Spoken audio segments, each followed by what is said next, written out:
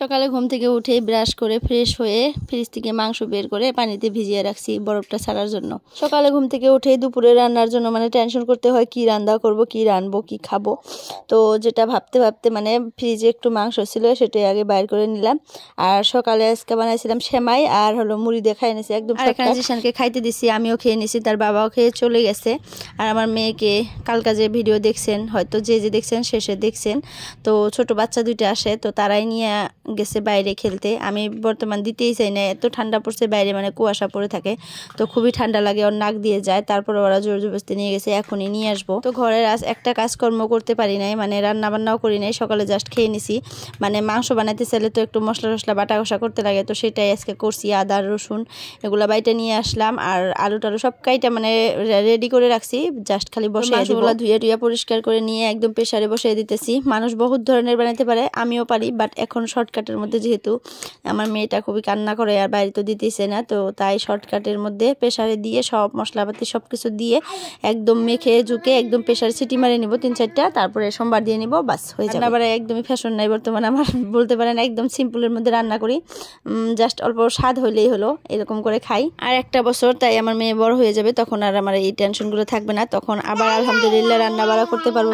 খুব হাসি পাইতেছে, কারণ আমার মেয়েকে কালকে আল্লাহ বলা শিখেছি, তো সব সময় আল্লাহ আল্লাহ আল্লাহ আল্লাহ বলে থাকে। আমি হাসতে হাসতে একদম পেট ব্যথা হয়ে গেছে জানেন। আমি ভয়েস ওভার করতেছি, বারে বারে আল্লাহ আল্লাহ আল্লাহ আল্লাহ বলতেছে, শুনতে খুবই ভালো লাগে। মাশাআল্লাহ আল্লাহ বলতে পারে। কালকে মাত্র একবার শিখিয়ে দিছি আল্লাহ বলো, সে শিখে গেছে, আর ওটা বারে বারে রিপিট করতেছে, আল্লাহ আল্লাহ রিপিট করতেছে, শুনতে খুবই ভালো লাগে। বাট আমার এখন হাসি পেতেছে, কারণ আমি ভয়েস ওভার করতেছি।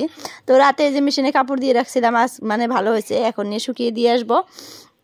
তো আমার মেয়েটা এত ডিস্টার্ব করে, যেটা বলতে নিছিলাম 1 বছর আর একটা বছর আমার কষ্ট করতে লাগবে, তারপরে আমার মেয়ে বড় হয়ে যাবে, তখন আবার আগের মতো করে চলতে পারবো, রান্নাবাড়ি করতে পারবো, সবই কিছুই করতে পারবো আগের মতো। তো তাই ধৈর্য ধরছি যে মেয়েটা আগে বড় হোক, তারপরে ভালো মন্দ খাবো, ভালো মন্দ রান্না করে খাবো, সেটাই।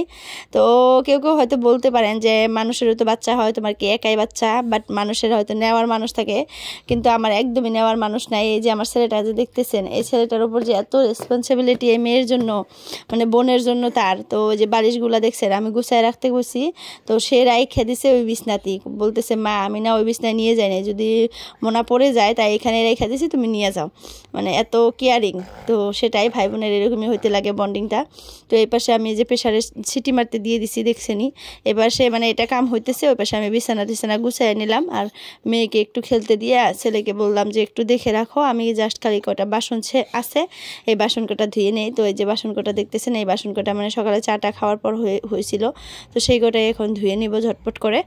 আর আজকে আমার গ্যাসটা শেষ হবে আর কি, আজকে ডেটটা আছে, গ্যাস শেষ হওয়ার শেষ হবেই, অল্প অল্প জ্বলতেছে। তো মাংস তো বসাই দিছি, মাংস সিটি মারা হয়েছে, বাট এখন যে সোমবার দিব সেই গ্যাসটা নাই, শেষ হয়ে গেছে।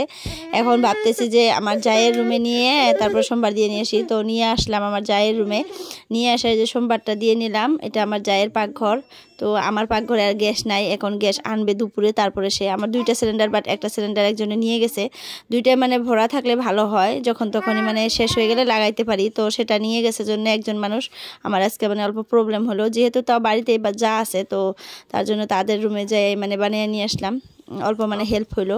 তো খাওয়া দাওয়া করছি দুপুরে, সব কাজকর্ম শেষ, এখন রাতে সন্ধ্যা হয়েছে, ছেলেকে পড়তে বসে দিছি, আর মেয়েকে নিয়ে বসে বসে রিলস কটা রিলস বানাইলাম। তো আজকের জন্য এতটুকুই, বাই, আল্লাহ হাফিজ।